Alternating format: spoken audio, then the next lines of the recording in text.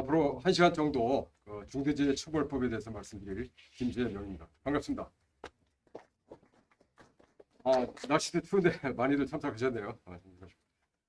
전 시간에 뭐 이제 법률 전문가 강사께서 처벌법에서 말씀을 드렸기 때문에 뭐 제가 말씀드린 내용이 아마 법적인 내용은 좀 중복이 될 수도 있을 것 같습니다. 근데 저는 이제 그거 중대재해처벌법에 대한 내용도 설명을 드리겠지만 이제 지금 현재 산업장에서 이제 발생된 재해에 대해서 노동부에서 의뢰를 하고 있는 것이 산업안전보건법으로 의뢰를 하고 있기 때문에 이 산업안전보건법과 중대재해처벌법 어차피 같이 가는 법률이기 때문에 산업안전보건법과 중대재해처벌법 비교를 이렇게 설명해서 말씀드리고요.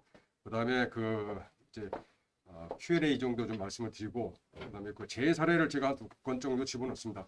실제 사례는 발생된 그 사망 사고고 산업안전보건법에서 이미 처벌된 내용을 좀 말씀드리는데 중대재해처벌법에 대한 내용은 처벌에 대해서는 그 내년도 1월 27일 법 시행이 되기 때문에 이거는 이제 지금까지 노동부에서 중대재해처벌법이 시행이 되면 누구를 처벌하고 피의자를 누구로 하고 또 그 법을 어떤 걸 적용하는지 이런 부분이거든요. 그래서 이런 부분에 대해서는 그 노동부에 지금까지 내려온 그 방침이라든지 법령에 따라서 제가 만들었습니다만은 실제로 내년 1월 27일 시행이 되면서 구체적인 재해 조사를 통하다든지 또는 법원이라든지 판단에 따라서 내용이 일부 변경될 수는 있습니다. 근데 그 좀 참고하시고요. 그렇게 해서 그 진행을 하도록 하겠습니다. 사실 중대재해처벌법은 금년도 급히 이제 1월달에 만들어져 가지고 법 시행을 1년 앞두고 이제 시행이 돼 갖고 시행료 다 급히 굉장히 만들어졌어요. 그래서 참고적으로 모든 법과 시행령 그다음에 시행 규칙이 있는데 지금 시행 규칙은 지금 노동부에서는 만들지 않는다는 겁니다. 왜냐하면 이 법이 이제 급히 만들다 보니까 그 여러 가지 이제 법 집행 과정에서 수정해야 할 부분도 많기 때문에 노동부에서는 이것을 고시나 지침 이런 식으로 해서 진행을 한다고 그럽니다. 그래서 규칙은 아직 안 나올 거고요.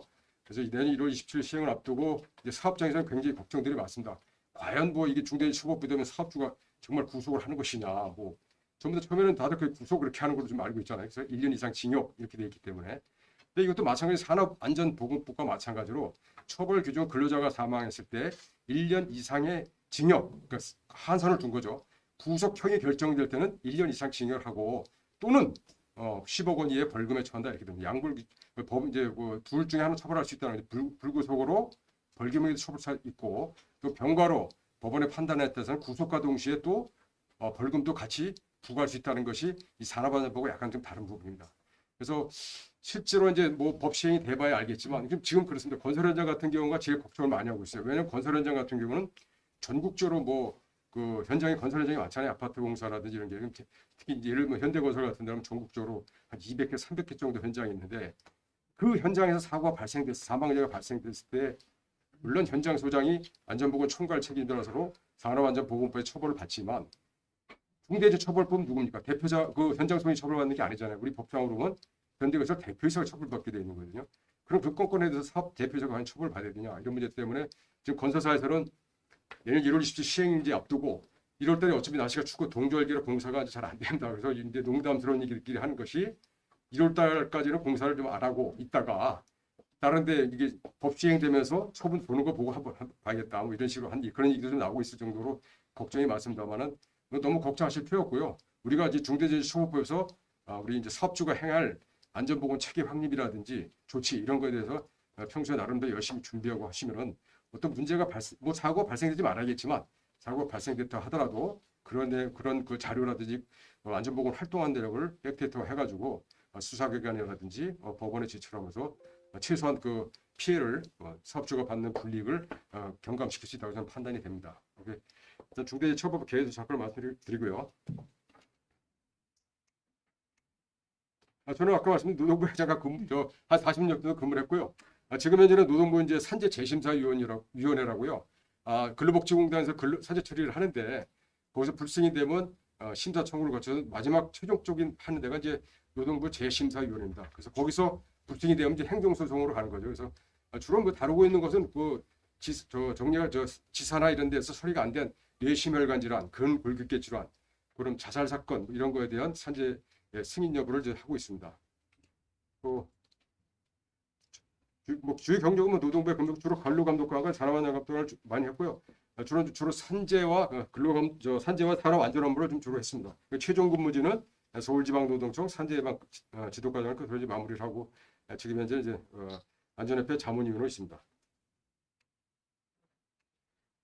그래서 중대재해처벌법의 뭐 입법 배경은 말 그대로 지금 산업안전보건법 자체도 지금 굉장히 처벌 규정이 큽니다. 그리고 지금 근로자가 사망한다면 우리 법상으로 처벌 규정이 7년 이하의 징역 또는 1억 원 이하 벌금 이렇게 돼 있죠. 7년 이하의 징역이라는 거죠. 중처법은 어떻게 됐죠? 1년 이상의 징역. 이게 뭐 수치라고 볼 때는 산업안전이 큰데 이건 7년 이하의 징역이기 때문에 뭐 1개월 할 수도 있고 2개월 할 수 있다는 겁니다. 근데 중처법은 어떻습니까? 1년 이상이잖아요. 구속형이 결정되면 1년 이상은 징역을 살아야 된다는 거거든요. 이게 이제 살아야 됩니다. 근데 산업안전법도 이렇게 큰데 실질적으로 법 집행을 근로감독관이 사망사고에 대해서 조사를 해서 수사기관에 송치를 했을 때 수사기관의 법원에서 판단은 현실적으로 그렇게 크지가 않다는 거죠. 그래서 뭐 제가 지금까지 알고 지금 후배들 조사해서 그 내용 들어보면 지금까지 근로자가 사망 2명, 3명 죽었다 하더라도 벌금이 1,000만 원 넘어가는 경우가 거의 없다는 거죠. 거의 뭐 몇병 한 7, 800만 원 그 정도 나고 제가 알기로는 지금까지 800만 원 정도 이건 최고로 알고 있고 제가 근무할 당시엔 평균 한 300만 원이었습니다. 지금도 근로자가 지방 같은 데는 시골 같은 데는 근로자가 3명씩 죽고 그래도 사업주에 대한 벌금이 200만 원, 법인 200만 원 이 정도뿐이 안 나왔다는 거죠. 그래서 처벌 규정은 큰데 실제로 집행은 좀 미약하다는 거죠. 이런 문제가 있고 또 지금 근로감독관 직무 규정에 따라서 산업안전보건법에서 근로자들이 동시에 2명이서 사망하는 거고 있죠. 그제 구로의 가산동에서 근로자들 공사 현장에 보죠. 소화기가 터져가지고 근로자들 4명이 사망했습니다.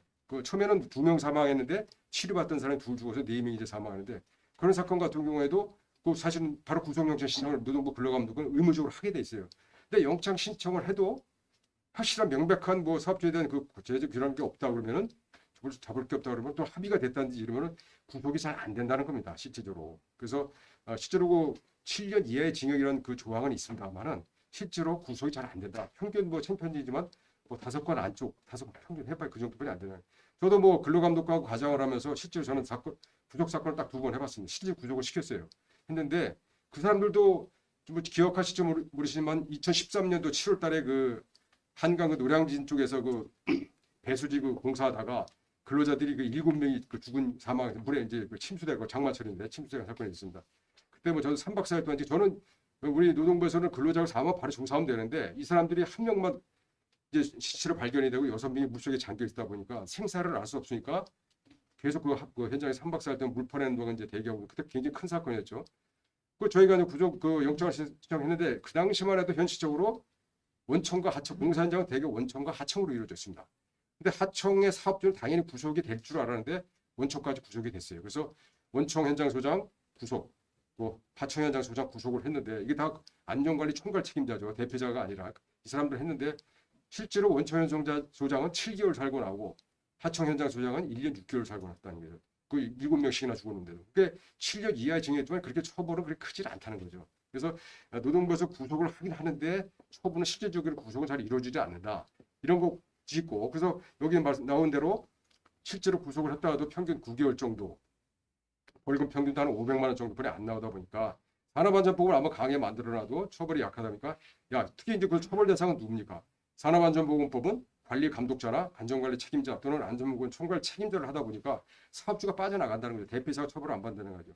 그렇지만 실질적으로 안전보건에 대해서 투자를 하고 예산이라든지 조직에 대해서 실질적인 권한을 행사할 수 있는 것은 우리 경영 책임자나 대표자라는 거거든요. 그래서 그 사람들 처벌하지 않으면은 실질적으로 월급쟁이 관리 책임자 처벌해봐야 안전보건에 대한 투자나 이런 걸 하지 않을 것이다. 그래서 이런 취지에서 제야라든지 노동부에서 요구한 사항에 대해서 만들어진 것이 중대재해처벌법입니다. 이게. 중대재해처벌법의 특징은 처벌 하한선이 있다죠. 아까 말씀드린 대로 구속하게 될 때는 1년 이상의 징역 그렇게 된다. 그걸 말하는 거예요. 또 실형 가능성이 크다. 그게 있고요.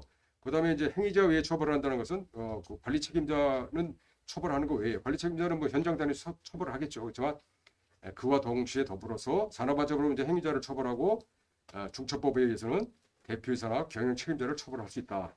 처벌을 할 수 있다는 걸 처벌하게 되는 거죠.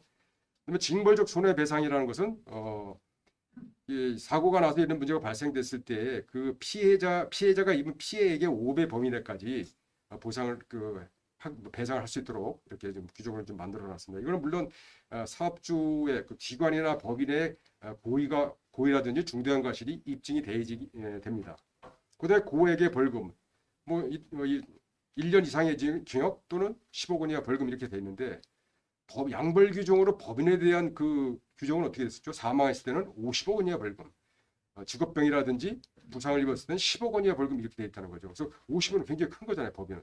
산업안전보건 10억 원인데 그래서 이런 내용이 산업안전보건법보다는 처벌 수준이 높다 이렇게 말씀드리고 끝에 그 근로자 제외에 일반 국민의 제도 처벌을 할 수 있다. 국민재해도 이거는 중대시민재라고 합니다. 그래서 우리 중대재해처벌법은 중대산업재해와 중대시민재로 나눠 있는데 우리가 대부분 사업장에서 다루는 것은 이제 중대산업재해고 중대시민재해는 뭐 버스에서 기사가 운전하다가 뭐 정비불량으로 거기 타고 있던 근로자들이 뭐 근로자가 아니라 그 국민들이 뭐 죽거나 사망했을 때 이런 이제 중대재해처벌법 중에서 중대시민재해로 처벌을 한다는 거죠. 버스회사 대표자를 처벌하게 되는 거죠. 이게 이제 시민재해고 뭐 살균제 사건이라든지 지난번에 그다음에 그 세월호 사건 이런 거 다 이제 그것이 내년도 1월 27일 이후에 발생된 재해라면 중대시민재해로 의율하게 된다는 겁니다.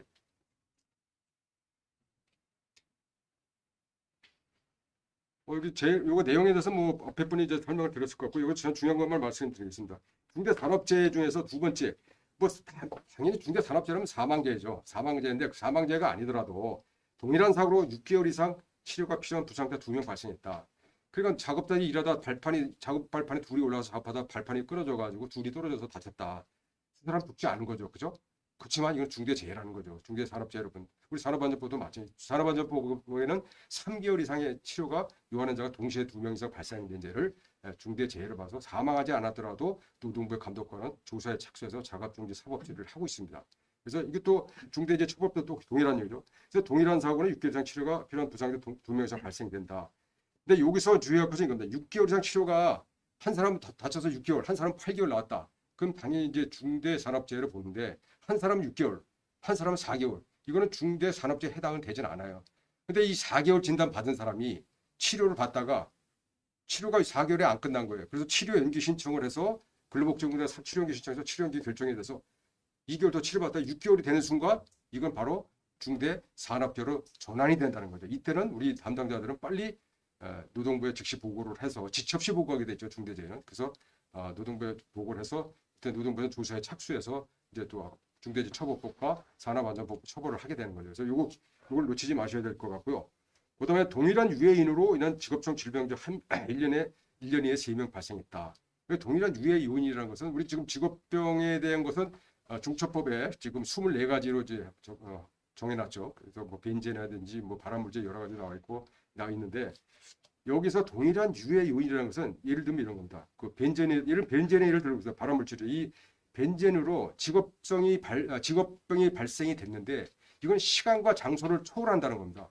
그러니까 우리 회사에 계신 이 회사가 본사는 강남에 있는데 그 공장이 대구에 하나 있고 부산에 있고 광주 있다. 3개에 있는데 대구에서도 벤젠 그 근로자가 작업하다가 중독이 됐다. 이 3월에 중독이 됐어. 그다음에 광주에서 5월에 중독이 됐다고. 그다음에 또 9월에 뭐 대구에서 중독됐다. 이거는 시간과 장소는 다르지만 동일한 유인이에요. 벤젠이라는 것에 대해서. 이거는 지금 여기에 해당이 된다는 거예요.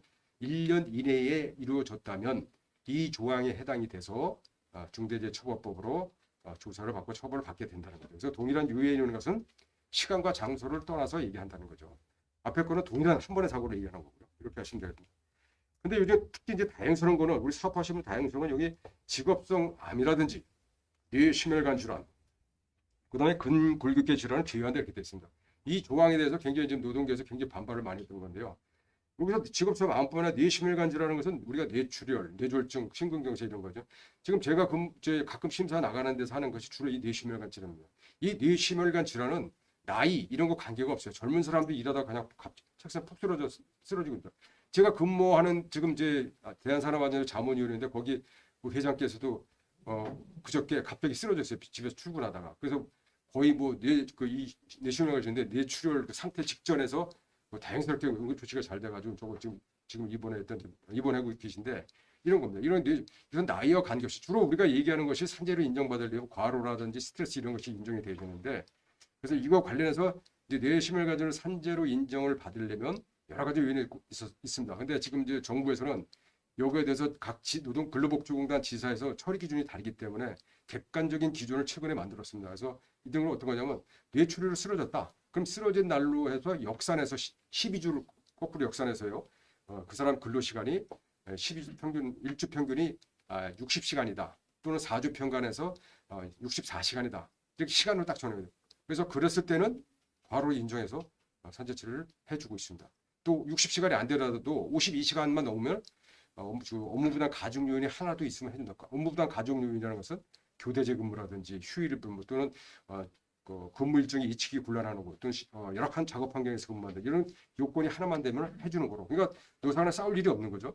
이런 뇌심혈관 질환 관련 이런 것을까지 이게 중대재해처벌법의 범위에 집어넣는다면 우리 사업주들 또 근골계 질환 있죠. 근골계 질환은 우리가 잘 아시죠. 뭐 무거운 물건을 많이 든다든지 또는 반복적인 동작을 함으로써 우리 신체 일부가 이제 망가지는 걸 많은데 주로 말한 것이 어깨 같은 경우는 회전근개 파열, 그다음에 무릎 같은 경우는 뭐 슬레장증이라든지 연골 파열, 가장 많은 것이 이제 목 디스크, 허리 디스크 이런 겁니다. 목 디스크 같은 경우는 이제 주로 이제 도장공들이 많이 걸린다. 목을 이렇게 치켜 올리고 작업하다 보면 이제 목 디스크 온다고 그래요.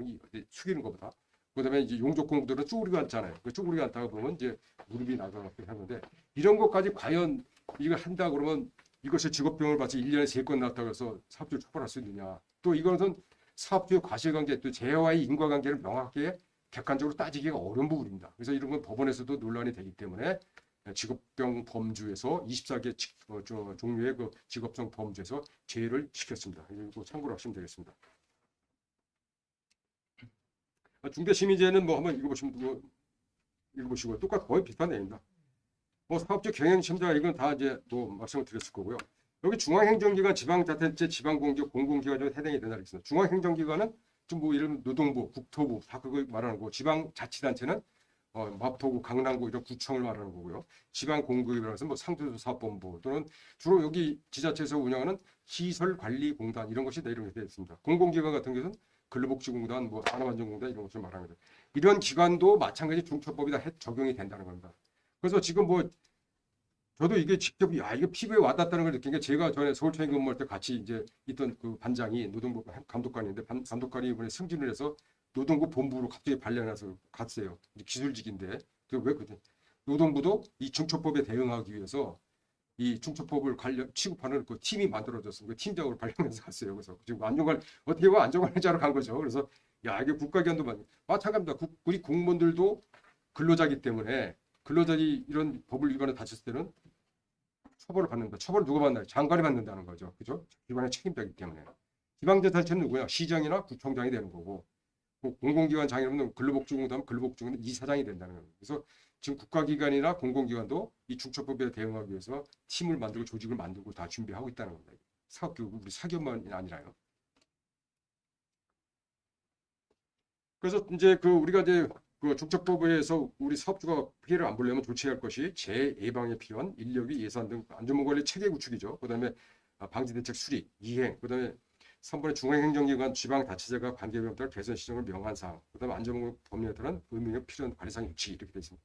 뭐 다 이해를 하실 텐데 3번의 그 중앙행정기관, 지방자치제 관계법령, 이 관계법령이라는 것은 산업안전보건법과 중대재해처벌법만이 얘기하는 것이 아니고 우리 선생님들 계시는 회사가 적용을 받는 안전보건관계법령을 말합니다. 그래서 이 중앙기관, 행정기관이 안전보건과 관련해서 이 뭐 지정명령을 내렸든지 시정지시를 했든지 행정처분이 있을 때 거기에 이행을 했느냐 이걸 얘기하는 겁니다. 꼭 산업안전보건법이나 중처법만을 얘기하는 것은 아니라는 겁니다. 그래서 뭐 여기 그러니까 잠깐 보니까 여기 연구실 쪽에서 오신 분인데 우리 연구실 같은 경우에는 연구실 뭐 안전 환경 조성에 관한 법률인가 그런 게 있더라고요. 이게 다 안전에 관계된 법령이라는 거죠. 그리고 이제 네 번째는 이겁니다. 안전보건 관계법령에 따른 의무이행에 필요한 관리사항 유치. 이 안전보건 관계법령도 이것도 좀 전에 말씀드린 똑같은 겁니다. 산업안전보건뿐만이 아니라 그 회사가 적용받는 안전보건 관계법령. 광산 같은데 탄광 같은데 뭐가 있을까요? 산업안전보건법도 적용받고 광산안전법도 적용을 받는다는 거죠. 또 해운회사 같은 데는 산업안전법도 받고 선박안전법도 받고 항공사는 산업안전보건법도 받고 대한항공 같은 데도 마찬가지죠. 산업안전보건 그 사람도 적용받습니다. 받고 있어요. 3년 전에 뭐 본사 특별감독에서 뭐한 1억 가까이 과태료를 부과했는데 그것뿐만 아니라 항공안전법 적용받는다는 거죠. 이런 식으로 우리 회사가 적용받는 안전보건에 관한 법령을 이행하고 있느냐, 그런 관리 조치 이런 걸 본다는 거예요. 그래서 꼭 산업안전보건법만이 아니다. 이거 좀만 하시면 되겠습니다. 근데 도급 용역 위탁에서도 이제 안전보건 확보 의무가 있습니다. 이건 뭐 산업안전법에도 나와 있는 얘기인데 이건 자기네 소속 근로자뿐만이 아니라 도급이나 용역 또는 위탁을 줬다 이게요. 이건 계약 형식에 관계 없습니다. 이건 그러고 줬을 때 이들에 대한 안전 조치 의무까지, 안전보건 확보 의무까지 이 중처법에서 포함하고 있다는 겁니다. 나중에 또 설명을 드리도록 하겠습니다. 처벌의 구체적 내용은 뭐 이제 뭐 다 말씀드렸죠. 그래서 이제 1년 이상 징역 또는 15원의 벌금 이렇게 되는데 병가가 가능하다. 이건 법원에서 판단하는 겁니다. 감독관이 하는 것이 아니고 1년 이상 징역 또는 15원의 벌금을 할 수 있다. 근데 뭐 법인은 50원의 벌금이 된다. 근데 산업안전보건법과 중대재해법 차이가 이겁니다. 산업안전보건법은 처벌이 되면은 사업주가 또 관리 책임자나 사업주나 뭐 안전관리 책임자가 처벌을 되면은 그 사람에 대한 벌금과 동시에 의무적으로 달라붙는 것이 법인에 대한 벌금이 똑같이 달라붙는 거죠. 사업주한테 관리 책임자한테 공장장한테 500만 원 벌금 이고 500만 원이 그 회사 주식회사 앞으로 벌금이 똑같이 500만 원이 가는 거예요. 이게 피셜보는 산업안전보건법인데 중대재해처벌법도 양벌 규정에서 법인을 처벌할 수는 있어요. 그래서 50억 원의 벌금 이렇게 돼 있잖아요. 그렇지만 이 처벌을 꼭 의무적으로 한다는 건 아니죠. 이 사고에 대해서 평소에 사업주가 여기 밑에 나오죠. 안전보건 확보 의무를 하도록 노력하는 것에 대해서 해당 업무에서 주의나 감독을 게을리하지 않다고 인정되는 것은 법인에 대한 처벌을 하지 않을 수 있다는 거죠. 그러니까 사업주는 처벌하되 법인에 대해서 그 평소에 재해 배상 노력을 많이 했다는 것이 입증이 된다면 법인에 대한 처벌은 하지 않을 수 있다는 거죠. 이런 조항이 어떻게 보면 면책 규정이라고 볼 수 있는 거죠. 그래서 평소에 우리 이제 그 업무를 하시는 분들이라든지 또 사업주뿐만 당연히 이제 업무하시는 분들이 평소에 이제 그 중대재해 예방을 위해서 뭐 평소에 산업안전법에 하던 것보다 더 업그레이드된 걸 노력하고 열심히 그 근거 자료를 다 만들어 놨다가 문제가 생기면 사법기관이라든지 또는 법원에 제출을 하면서 우리 이렇게 열심히 노력했다. 감독을 게을리하지 않았다. 뭐 주요 감독을 게을리하지 않았다. 이렇게 해서 대응을 하시면은 이제 사업주라든지 법인의 처벌이 이제 안 받을 수 있고 또는 이제 뭐 경감되게 받을 수 있다는 겁니다.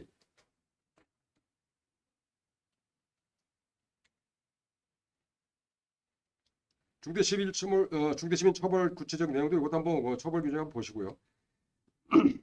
그럼 그다음에 이제 중대산업재해 발생이 됐을 때 공표를 한다 이렇게 됐습니다.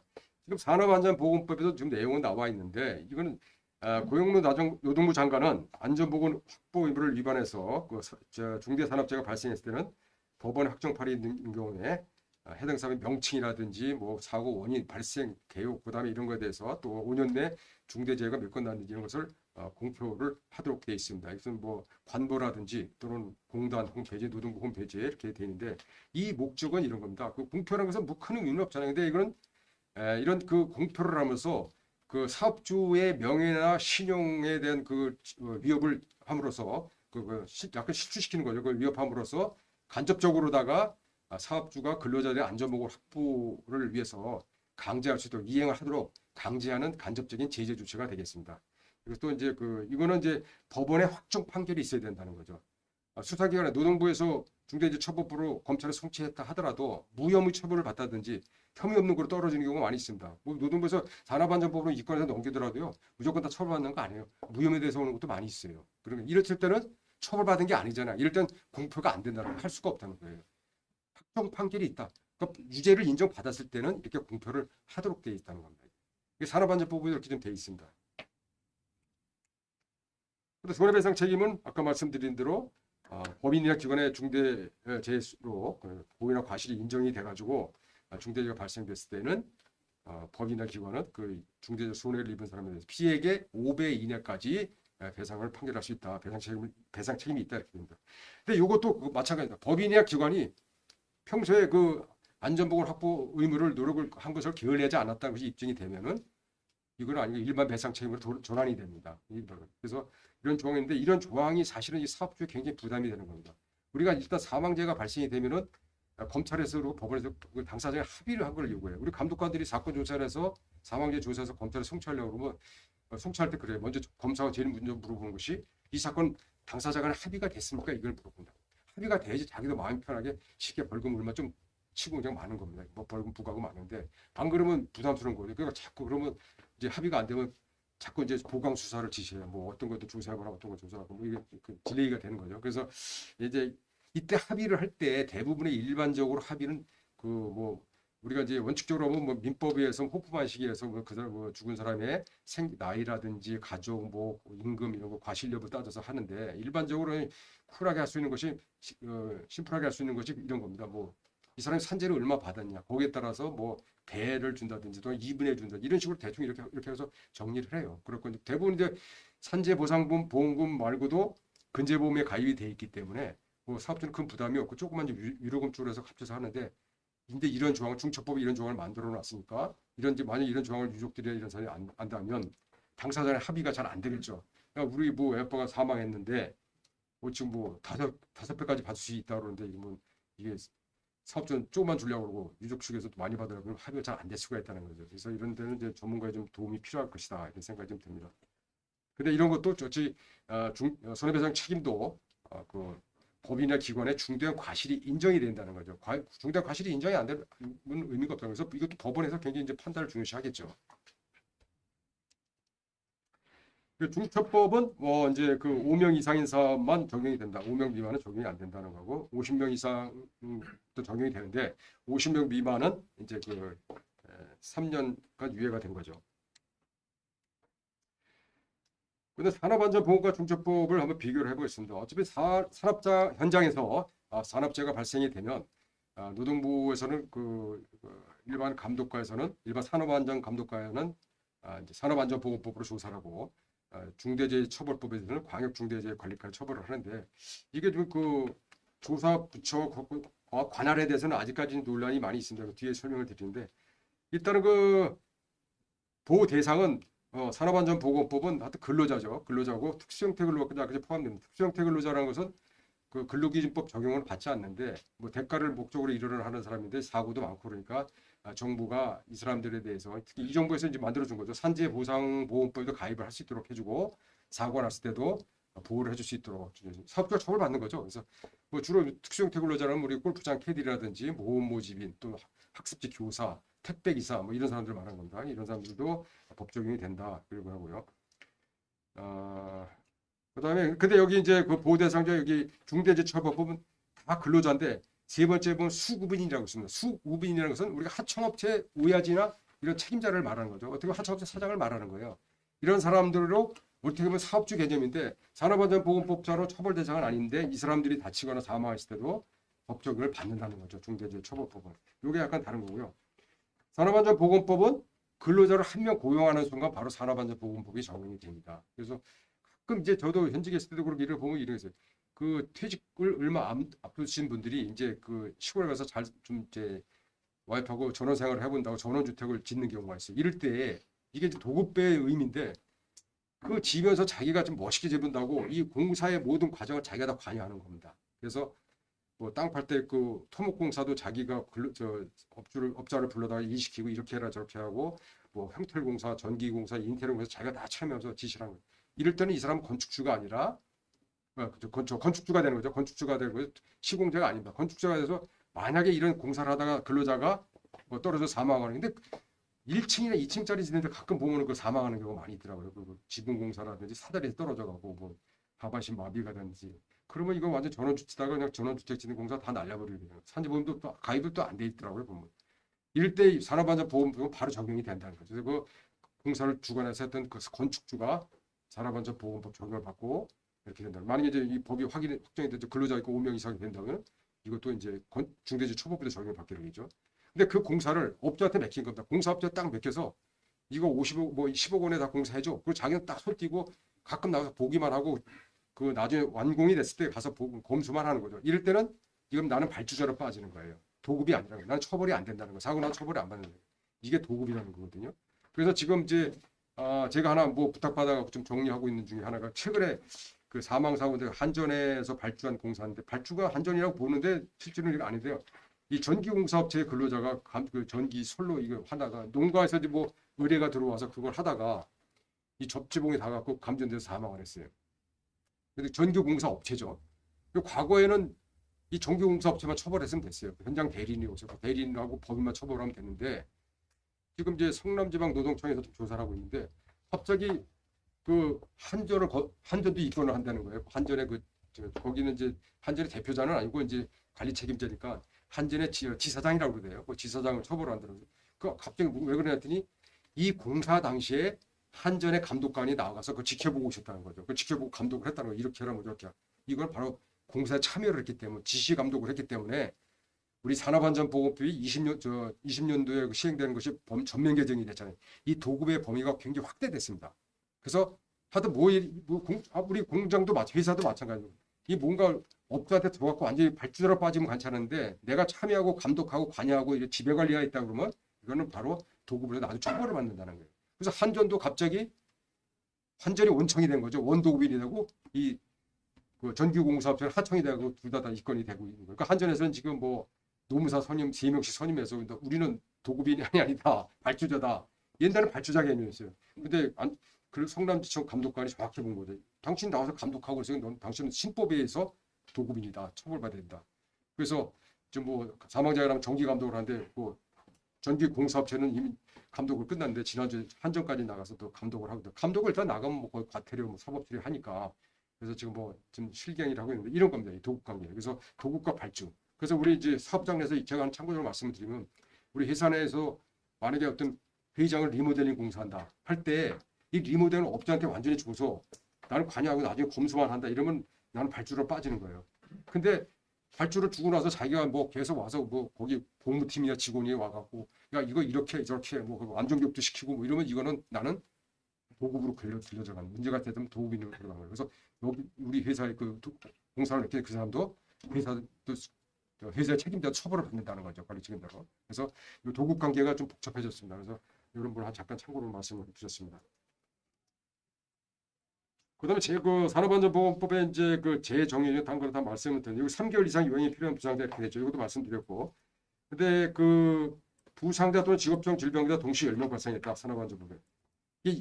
이건 다 이해를 하시는데 이런 경우 있습니다. 작년에 IT 그 구로 디지털 단지 쪽에서 IT 업체에서 여름에 그 근로자들이 구내 식당에서 제공한 밥을 먹고 21명 식중독이 걸렸어요. 그래갖고 치료를 받은 경우 다 병원에 입원해갖고 산재 치료를 이게 산재 치료가 되냐? 이거 산재 치료 됩니다. 밥 먹는 행위는 우리 생리 행위에 필요한 거기 때문에 그 인정을 합니다. 용변 보고 이런 거는 화장실 갔다 오거나 밥 먹는 것 중 이런 하고는 지금 산재가 확대돼서 다 인정을 해주고 있는데 산재 처리 됐습니다. 그리고 21명이 다쳤으니까 산재 처리 됐으면 이 조항에 의해서 이것도 중대재해잖아요. 그죠?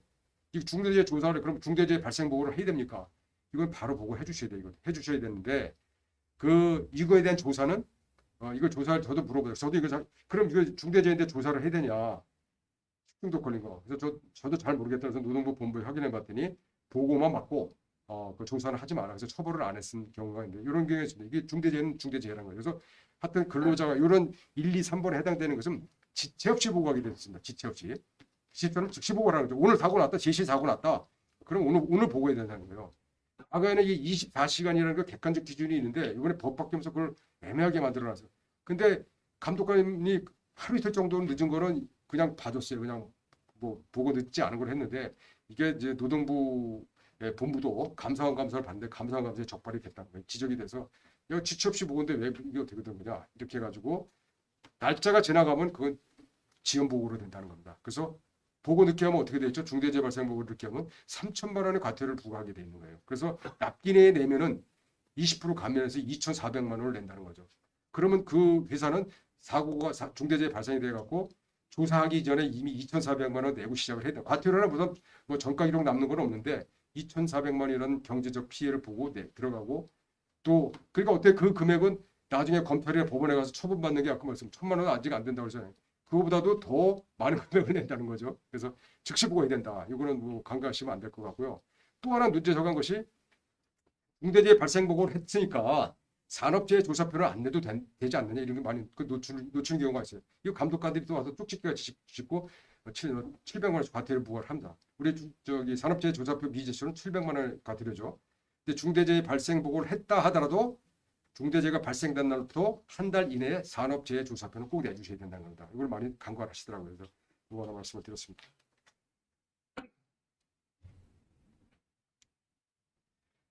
산업안전보건법 중대처벌법의 그 의무는 뭐냐? 산업안전보건법은 안전상의 조치와 보건상의 조치입니다. 직접적으로 위험 기계에 대해서 안전장치를 하고 위험 시설에 대해서 안전시설을 하라는 것이죠. 이거는 직접 하라는 거예요. 이건 사업주의 의미이기도 하지만 뭐 관리자를 시켜도 할 수 있지만 이 중처법은 안전보건 확보 의무입니다. 이 안전조치 의무보다는 약간 좀 확대되는 그 광범위한 내용이죠. 안전보건의 체계를 구축한다든지 뭐 안전보건보다는 재방 대책을 수립한다든지 약간 폭넓은 개념이죠. 그래서 사업주가 하해야 된다는 겁니다. 이런 것은.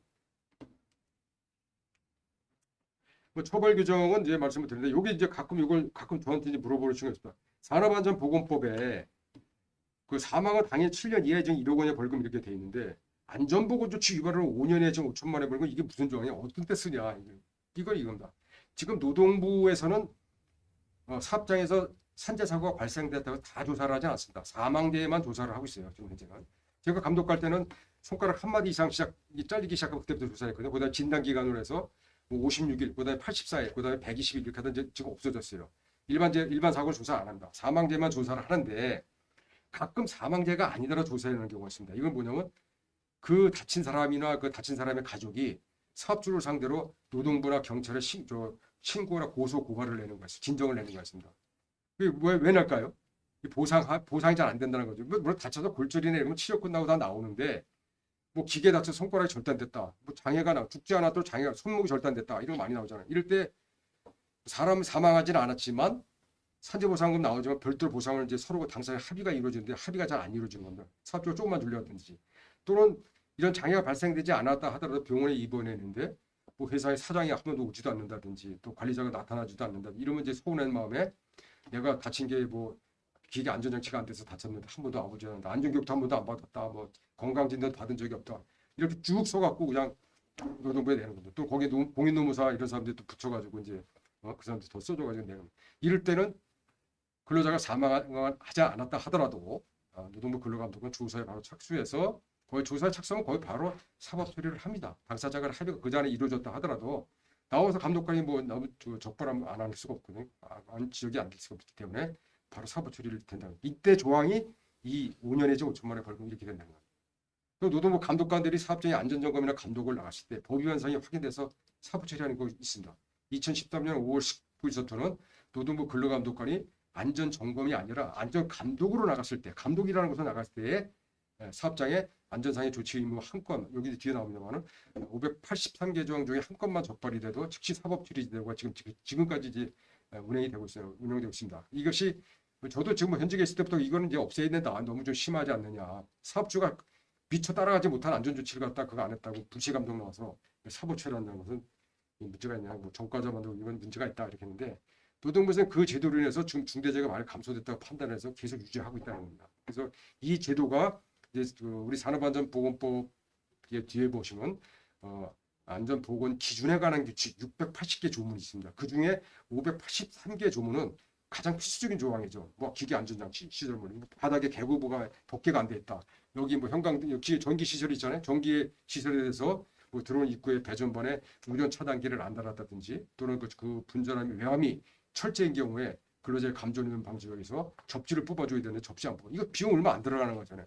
근데 감독과는 공장 같은 들어가면서 먼저 저도 그랬죠. 배전부터 한번 열어봐달라고 그래서 거기에 누전 차장이 안 됐다. 뭐 3, 4만이면 달 수 있는데 안 되는 경우가 많이 있어요. 보면은 접지 안 돼 있다. 그럼 그거 하나 잡고 바로 사법처리를 하는 거죠.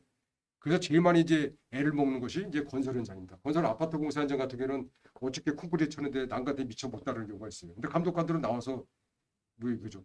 그 공사 그 시공 관계없이 이따 근로자가 떨어지지 않도록 그럼 난간에 못 박으면 다른 조치라도 해야 될 거 아니냐. 바로 그냥 사법처리. 현장 소장들은 그래서 아파트 공사 한 3년 한 번이라도 사법처리 안 되면 좀 행운하라 할 정도로. 그래서 산업안전보건법 자체도 되게 큰 처벌주의 규정이에요. 근데 여기에 더불어서 이 산업안전법부터 처벌 규정이 큰 중대재해 처벌법이 생겼으니까 사업자들의 근심이 좀 큰 것이죠. 그래서 이렇게 안전보건주의 위반에서 좀 말씀을 드렸습니다.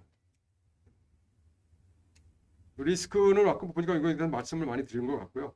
여기서 처벌 내용을 잠깐 보면 그래서 산업안전법은 안전보건 책임자나 관리감독자를 이제 처벌하는 거 돼 있죠. 그래서 관리감독자도 처벌하게 돼 있는데 우리 관리감독자는 우리 산업안전보호법상 어떻게 됐죠? 생산시설에서 직장, 조장, 반장, 뭐 위에 상거자, 부장, 무정도까지 관리감독자를 봅니다. 근데 이분들은 거의 지금 관리감독자는 거의 처벌을 잘 안 해요. 뭐 저도 지금까지 뭐 규정에 돼 있는데 저도 안 했고 지금도 안 하고 대개 안전보건 총괄 책임자나 안전관리 책임자를 처벌한다는 것이죠. 근데 중대재해처벌법은 이들을 처벌하는 것이 아니라 대표이사나 최고 책임자를 처벌한다는 거죠. 이게 지금 약간 다르다는 걸 말씀드립니다. 그런데 두 번째만 보겠습니다. 감독 지도 수사를 강화하겠다. 그래서 사회적 이슈가 된 중대재해는 현장뿐만이 아니라 공장뿐만이 아니라 본사도 특별 감독을 한다 이렇게 되어 있습니다. 지금 이건 계속 지금 산업안전보호법에서도 지금 노동부 감독관들이 실제 하고 있습니다. 그래서 지금 뭐 예를 들면 어차피 다 오픈돼 지금 말씀드리면 지금 건설 현장 같은 경우는 지금 지난 3년 동안 사망자가 해마다 한 건 이상 발생이 되고 금년도 2021년도 3월 달 이후부터 사망자가 발생되는 순간, 그러니까 어느 현장이든 마찬가지죠. 발생되는 순간 본사에 대한 특별 감독을 하고 그 회사가 시공하고 있는 전국 현장을 지금 기획 감독을 하고 있습니다. 그래서 잘 아시는 뭐 현대건설, 대우건설, 그다음에 삼성엔지니어링, 그다음에 태영건설 다 지금 대수산, 롯데 다 지금 본사 특별 감독에서 서울지방노동청에서 본사 특별 감독에서 평균 한 본사 감독하고 5억 정도 과태료가 나오더라고요. 지금 현재는 삼성건설, 삼성물산 오늘까지 아마 감독을 하는 거라고 이제 지금 하고 있고 지난주였군요. 다음에 대리건설 이런 식으로 본사도 특별 감독을 한다는 거죠. 그리고 중요한 건 지금 압수수색도 강제 수사를 확대하게 되고 이게 중처법에서 지금 어떻게 보면 키포인트가 될 수가 있습니다. 지금 이거 저도 이 압수수색이 뭔가 그랬는데 이건 지금 우리 감독관들이 지금 2주 동안은 계속 중대재해 광역중대재해 관리과 감독관들이 집회교육을 받는데 이 압수수색을 강화한다는 겁니다. 이걸 왜 강화할까요? 저는 이제 이해가 갔습니다. 왜 할까요? 중대재해가 발생이 되면 주로 중대재해처벌법에서 사업주가 행할 수 있는 것이 주로 관리적인 사항이잖아요. 관리체계 구축, 예산 확보, 그죠? 중대재해 처벌 대책 마련 이런 것이 다 본사에서 이루어지는 거죠. 본사에서 다 보고서나 이런 거 다 만들어지는 거잖아요. 이런 서류에 대해서 사망자가 발생이 되면 이것을 사고 났을 때 은폐하거나 다시 나중에 다시 만든다든지 안 해놨던 걸 만든다든지 이런 거 하기 때문에 바로 본사에 들어가서 압수수색을 해서 확보해 놓겠다는 거죠. 그 사업주 과실을 바로 따지겠다는 겁니다. 이걸 좀 의무적으로 하겠다 그런 얘기인데 과연 이루어질지 않을지 모르지만 그렇게 하겠다는 겁니다. 검찰의 방향은 그렇게 검찰에서 검사들이 이제 우리 감독관들을 막 교육을 하는 것 같아요. 하는데 그런 내용을 하는데 이 압수수색을 경찰이나 검찰은 바로 함부로 못합니다. 왜? 영장 신청이 해서 영장이 발부가 돼야지 한다는 겁니다. 근데 노동부 근로감독관들은 산업안전보건법에 나와 있습니다. 근로감독관은 언제든지 사업장에 출입해서 관계자에게 질문을 하거나 관계 서류를 열람하거나 수거하거나 자료 제출 요구할 수 있다는 거예요. 그러니까 감독관들은 영장 없이도 바로 그냥 가져올 수 있다는 거예요. 그래서 감독관들로 하여금 압수수색을 강화했다 이런 겁니다. 그래서 이런 장이 하나 있다는 걸 좀 알고 계시면 되겠습니다.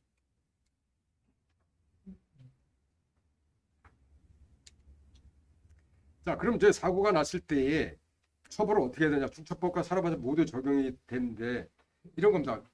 그 공장 같은데 회사가 지점이 예를 들면 그 광주에 있다. 그러면은 광주에 사고 났을 때 광주의 공장장이 관리 책임자를 처벌하면 되는데 중처법이 내년부터 시행이 되면 그 대표회사는 서울 중구 을지로에 있다. 그러면 서울 중구 을지로에 이 사람을 조사해야 되잖아. 중처법 대표회사가 처벌받는 거잖아요. 처벌이 다 다른 겁니다. 이게 다른 건 각각 처벌을 받는데 어떤 데 보면 이런 게 있어요. 대표회사가 안전관리 책임을 선임하지 않은 경우가 있어요.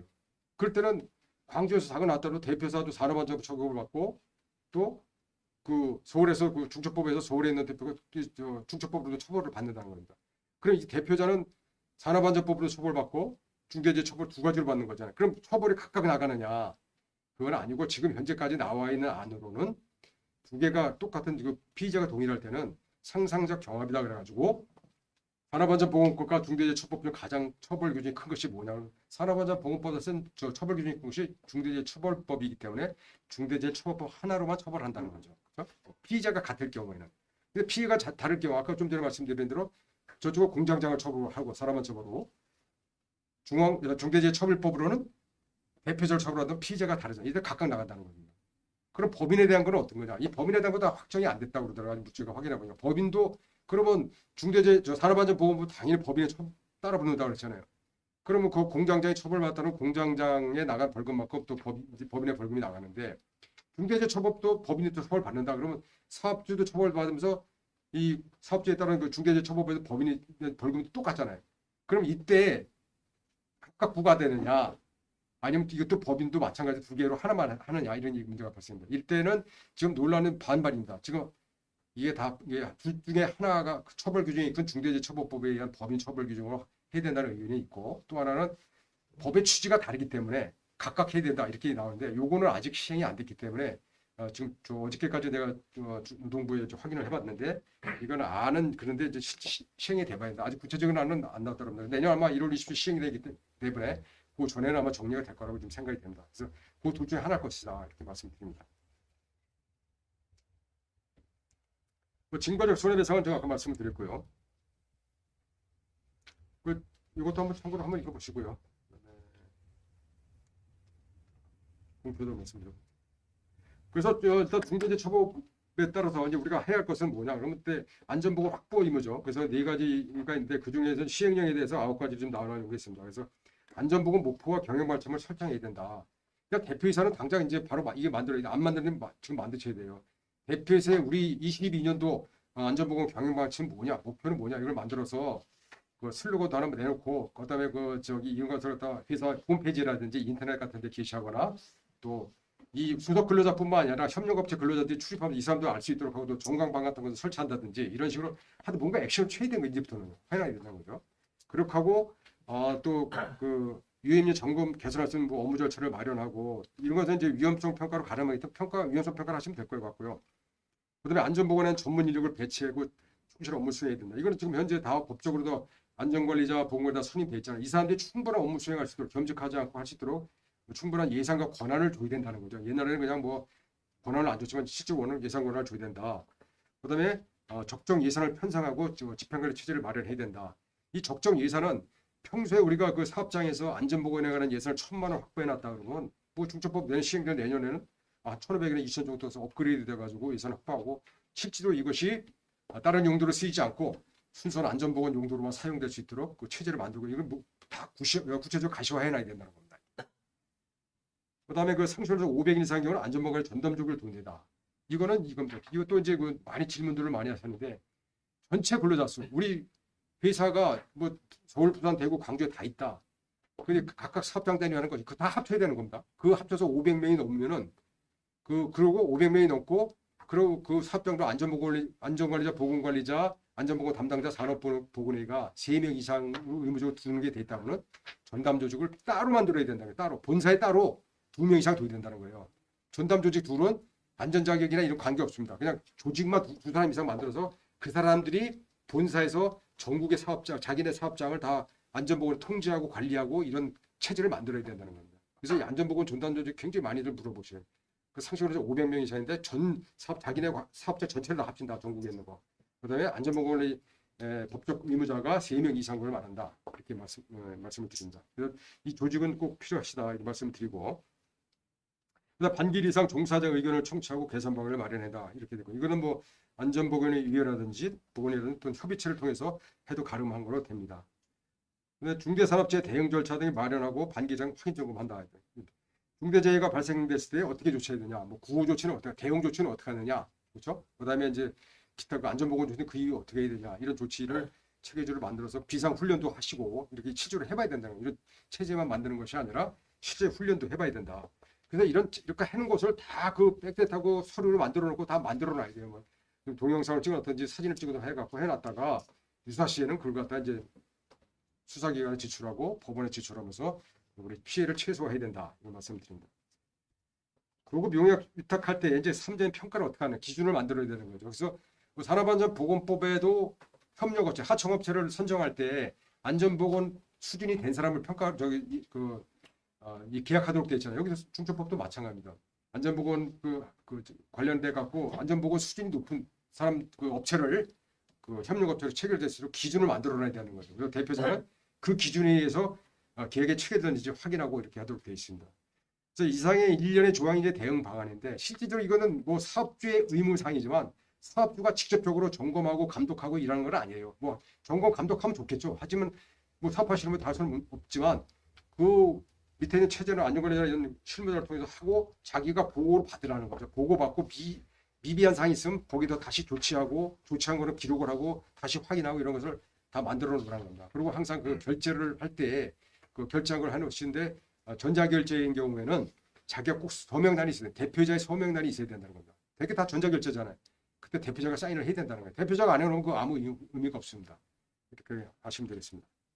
그래서 이런 지금 뭐 일련의 조치인데 이런 조치는 뭐 일부분이고 그 외에 하여튼 우리 사업장의 안전보건 확보 의무를 위해서 어떤 조치를 해야 되냐. 뭐 점심시간 전에 한 5분 전에 뭐 안전보건 다짐 뭐 결의 방송이라든지 이런 것도 안 틀어준다든지 안전 제한 공모전 이런 식으로 해서 우수자에게 표창을 주고 갖고 한다든지 이런 거 다 안전 활동이거든요. 어떤 그 지금보다는 더 좀 업그레이드된 안전보건 활동을 해서 그걸 기록으로 남겨내야 된다. 그래서 유사시에 대비해야 된다. 이런 말씀을 드립니다. 쟁점사항은 다 말씀을 드렸고요. 소관부처는 이 중대재해법은 일단 법은 총괄부처는 법무부입니다. 그다음에 중대산업재는 고용노동부, 시민재는 국토부 이렇게 돼 있고 제조물은 산업부 공정위, 화학적 환경부인데 이건 다 법과 관련된 걸 만들고 계획하는 거고요. 실제로 산업재해는 중대산업재는 노동부 감독관이 한다. 그다음에 시민재해는 경찰이 한다. 이렇게 알고 있으면 됩니다. 지금 근데 경찰에서는 우리 중대산업재해까지 자기네들이 하겠다고 막 10월 달까지 11월 달까지 논란을 뭐 하고 있다가 뭐 노동부 감독관들 수사 능력이 부족하다. 그래서 자기네 막 뺏어가려고 막 그러다가 국무조정실에서 정리를 했습니다. 그래도 지금까지 산업재해를 조사하고 또 산업안전보건법을 조사하는 거는 노동부 근로감독관이니까 중대산업재해는 노동부 감독관이 해라. 이렇게 해서 지금 정리는 됐는데 이것도 언제 잘못하면 우리 감독관들이 수사를 잘못하면 이제 경찰에 가지고 갈지 몰라요. 근데 경찰에 가져가면 어떻게 될까요? 우리 경찰 조사 한번 다 받아보신 적이 있나요? 우리 감독관들은 그래도 상당히 매너 있잖아요. 점적했는데 경찰은 그렇지 않다는 거죠. 그래서 좀 힘들 것 같아요. 이건 뭐 감독관들이 하게 돼서 다행이다. 그런 말씀을 드립니다. 이게 다 말씀을 드리고 여기서 이제 처벌 관계하는 문제가 있습니다. 자, 이제 대표자나 대표이사를 처벌하는데 보면 대표이사가 둘인 경우가 있어요. 공동대표가 있습니다. 그럼 공동대표 다 처벌해야 되냐? 그 실제 업무가 다 분할이 돼 있다면 공동대표 다 처벌을 해결의 원칙입니다. 그렇지만 이거는 할 때 실질적으로 업무 분장이라는 걸 봐가지고 그 사람 직무나 책임과 또는 권한 이런 걸 판단해가지고 수사하는 기관에서 실질적으로 이 안전보건에 대해서 누가 그 책임이 있느냐. 그래서 한 사람만 처벌받으면 되잖아요. 괜히 둘씩 처벌받을 일 없잖아요. 그래서 이게 처벌할 수 있다는 것이고요. 그다음에 이런 경우가 있습니다. 그 그룹 같은 경우는 그 그룹별로 대표자가 다 있어요. 그죠? 대표 안전 뭐 유통 뭐 이렇게 돼 있는데 이럴 때에 대표자 하나의 그룹 안에 대표자가 다 있을 때 예를 들면 건설회사 하고 났다.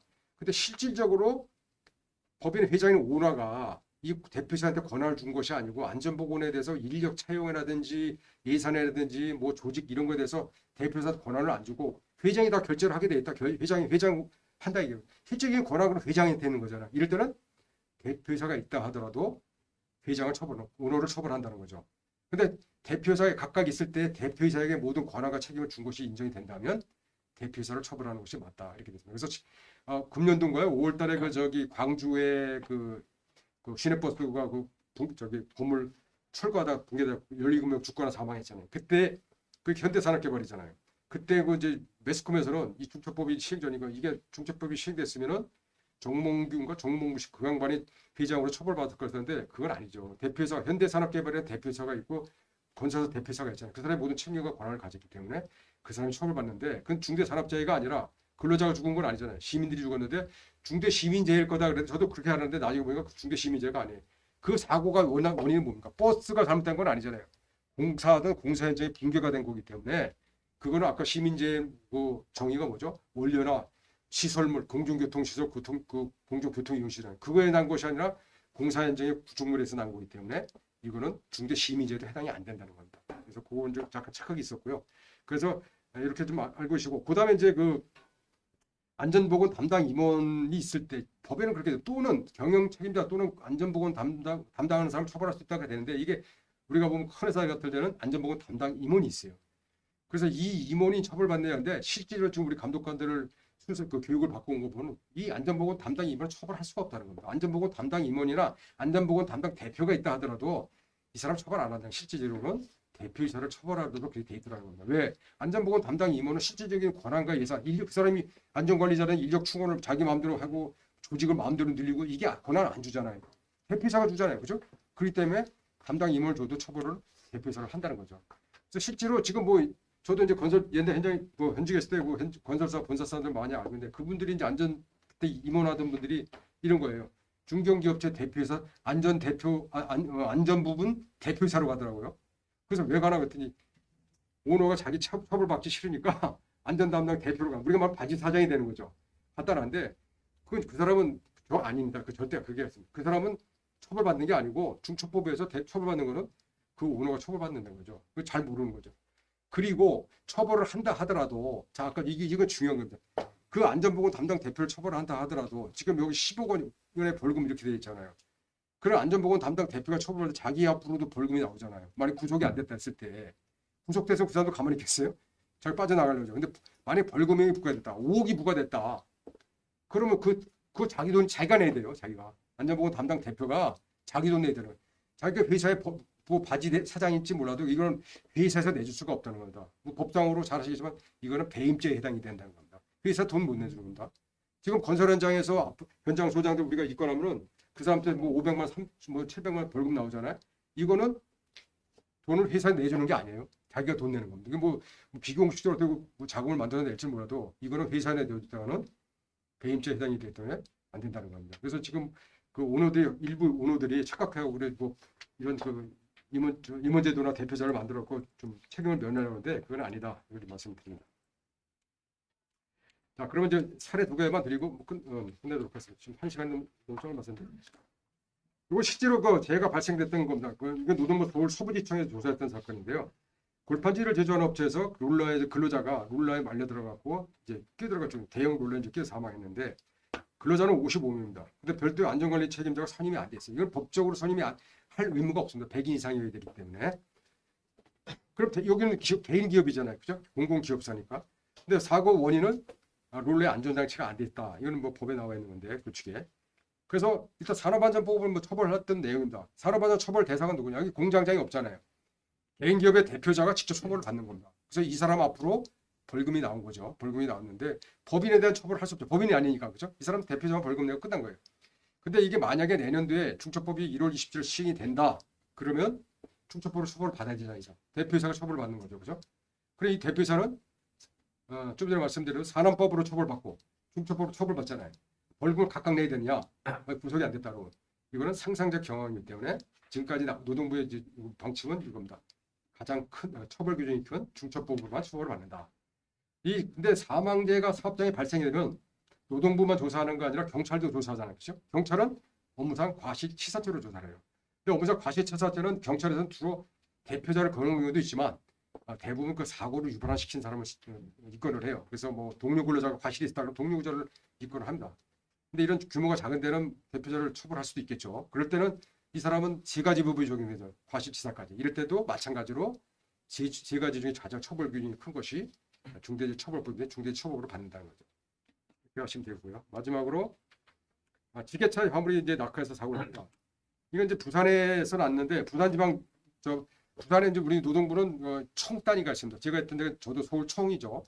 서울, 중부, 그다음 대전, 대구, 광주, 부산 이렇게 돼 있는데 6개 청이 있습니다. 이 6개 청에 중대재해처벌법을 취급하는 광역 중대재해관리과가 생겼습니다. 그래서 내년 1월 27일서부터는 이 광역 중대재해관리과에서 중대재해처벌법을 집행을 하게 되는 겁니다. 근데 이거는 이제 지게차 사고 난 거는 부산 동네 지청입니다. 지청에서 이제 조사를 했어요. 지게차 운전자가 식구하다가 화물이 떨어져가지고 동료 근로자 이제 맞아서 사망한 건데 당연히 여기 공장이 크다 보니까 규모가 350명이다 보니까 그 지게차 운전자가 사고에 대해서 이 공장장이 안전관리자 선임돼서 안전관리 책임자 공장장을 부산 동네지청에서는 산업안전보건법 위반으로 해서 벌금 이제 넘겼더니 이제 벌금이 나온 거죠. 벌금이 나왔고 법이니까 법인 앞으로도 벌금이 나온 겁니다. 여긴 대표자 처벌을 안 받은 거죠. 산업안전보건 그죠? 근데 이 대표사는 강남에 거주해요. 강남에 사무실이 있어요. 거주하는 강남에 사무실이 있는데 자 그럼 중처법이 내년에 시행이 된다 그러면 이 대표자 처벌받아야 되잖아요. 그죠? 처벌받는데 이 대표이사는 그럼 조사를 어디 가서 받아야 되느냐? 지금까지 가장 지금까지 아는 이 강남에 계신 대표이사는 이 부산으로 내려가셔가지고 부산에 가셔갖고 부산 동네지청이 아니라 부산 동네지청을 관할하는 부산 지방노동청 광역중대재해관리과에 가서 조사를 받고 뭐 구속이 되든 벌금이 되든 처벌을 받는다는 겁니다. 이렇게 하시면 되고요. 그래서 중처법이 이렇게 된다. 했다. 그럼 또 벌금 이게 만약에 그 법인의 기관이 안전관리 업무를 확보 의무를 좀 게을리했다. 그럼 법인도 벌금을 받는다고 그랬죠. 법인에 대한 벌금도 똑같이 나온다는 게 이렇게 나오는 거예요. 근데 이제 여기에 법인에 대한 거는 양보를 두 군데 다 처할 것인지 각각 할 것인지 아니면 그중에 가장 처벌 기준이 중처벌할 것인지는 이제 좀 지켜봐야 될 것 같고요. 여기까지 말씀을 드리고 그다음에 앞에 말씀드린 내용 업무상 과실처럼 만약에 경찰이 조사를 해서 업무상 과실처에서 조사를 하잖아요. 조사를 했을 때는 대표자를 거의 안 할 겁니다. 제가 알기로는 이 지게차 운전자의 과실이 크기 때문에 지게차 운전자를 아마 업무상 과실치사를 하고 안전관리자 정도 걸고 아니면 그 위에 생산부장 정도를 업무상 과실치사죄로 걸 수 있다는 이때는 각각 벌금이 이 사람 앞으로 나 지게차 운전자나 공장장이나 지게차 운전자나 안전관리자 앞으로 벌금이 나가겠죠. 그렇게 거고요. 여기 마지막으로 이제 여기 두 번째 보면은 만약 이 사업장이 지금 350명인데 500명일 때는 그럼 어떻게 되냐? 만약 혹시 여기 안전담당 임원이 있다 하더라도 이 사업장은 대표이사가 책임을 면치 못한다 그런 얘기인데 왜 그러냐면 우리 산업안전보건법 14조에 보면은 매년 사업 그 대표이사는 그 회사의 안전보건에 관한 계획을 수립해서 이사에 보고하고 승인받을 수 있죠. 이게 보고하게 돼 있잖아요. 보고 승인. 이러한 조항에서 이건 대표이사 의무가 안전보건 확보 의무와 똑같은 내용이기 때문에 거기에 안전보건 담당 임원이 있다 하더라도 이 대표자는 처벌을 면치 어렵다는 거죠. 여기까지 뭐 사례 중심에 말씀드렸고 뭐 질의는 시간이 없어 못 받을 것 같고요. 나중에 궁금하신 사항이 있으면 뭐 메일로 물어보면 답드릴게요. 네, 말씀 주세요. 네. 사실은 여러 번 많이 말씀하셨지만 저 전이 구호에 있는 경영팀 등 사업에 있는 사업을 총괄하는 권한이 있는 책임있는 사람 또는 안전보건에 관한 업무를 담당하는 사람 말씀 많이 해주셨는데 기업의 입장에서는 이게 뭐랄까 CEO 대표자 있냐 아니냐 그것도 그렇지만 그것 중요한 것은 기업 연습성이라든지 지속성이 중요한 것이기 때문에 연습성, 지속성 계속 기업이 존재해야 되는 거죠. 그래 지금 그래서 아마 이거 관련을 해서는 누구든지 뭐랄까 명확하게 해가지고 CEO가 책임을 적게 지려고 아마 노력을 할 것 같아요. 그렇죠. 물론 법원에 가서는 이렇게 할 때는 결론을 하더라도 노동부에서는 이게 대체로 사업주인 대표이사한테 책임이 있을 것이다. 그렇게 대체 책임이 그렇게 있더라고요. 있는데 이 부분에 대해서 기업에서는 노력을 할 텐데 노력을 하면 예컨대 이사회에다 기록을 남긴다든지 그 안전보건 담당자가 요청에 따라서 다 결정되는데 안 결정도 하더라도 기록을 남긴다든지 여러 가지 노력의 그런 어떤 방향이라든지 그렇게 노력해도 대표가 책임이 있다고 봐야 되는 건지. 그러니까 사업주의 그 경영 책임자의 면책은 없어요. 그 법인에 대한 면책은 있는데 사업주에 대한 면책은 지금 없는 걸로 되지 이 법에서는 그건 없습니다. 그러니까 지금 그러니까 중처법은 지금 현재 나와 있는 그 우리 법령 나온 거나 시행령 이런 거 볼 때는 일단은 그 대표자나 대표 경영 책임자는 일단 처벌을 면치 어렵다. 그 앞으로 처벌받는다. 뭐 안전보건 담당 임원이나 이런 관계 없이 하고 단지 법인이나 기관에 대한 양벌 규정에서 벌금 나오는 거는 노력을 했다 그러면 재해방 노력을 해서 근거를 확인한다면 거기다 법인에 대한 벌금은 면제가 되거나 경감이 될 수 있다 그거 얘기죠. 그런데 법구조 가에서 또는인데 이는 그러니까 아까 말씀드린 대로 또는 경영 최다 또는 안전보건 담당 임원인데 그거 갖고 다들 혼돈하고 저도 법 봤을 때는 야 그럼 안전보건 담당 임원도 처벌 받을 수 있겠네. 그럼 안전보건 담당 임원을 다 둔다. 안전담당 이사를 둔다 이래야 되는데 실제로 이 진행 과정 시행령 나오면서 이 나온 거 보면은 그 사람한테 그리고 안전담당 임원이라도 대표가 정말 말 그대로 그 안전보건에 관한 예산 인력 조직 권한을 다 정말 준 것이 입증이 되면 대표 처벌 안 받는 거죠. 대표한 거죠. 그러니까 아까 얘기했던 그 뭐 사장을 하나 안전담당 사장을 뒀다는데 이 사람이 형식으로 준 것이 아니라 진짜 대표가 나 처벌 안 받으려고 모든 안전보건에 대한 예산 조직 진짜 다 준 거예요. 당신 네가 다 운영해. 이러면 안전보건 대표가 처벌 받아야죠. 근데 그것이 과연 그럴 수 있는 현실적으로 되느냐 그 얘기죠. 네, 알겠습니다.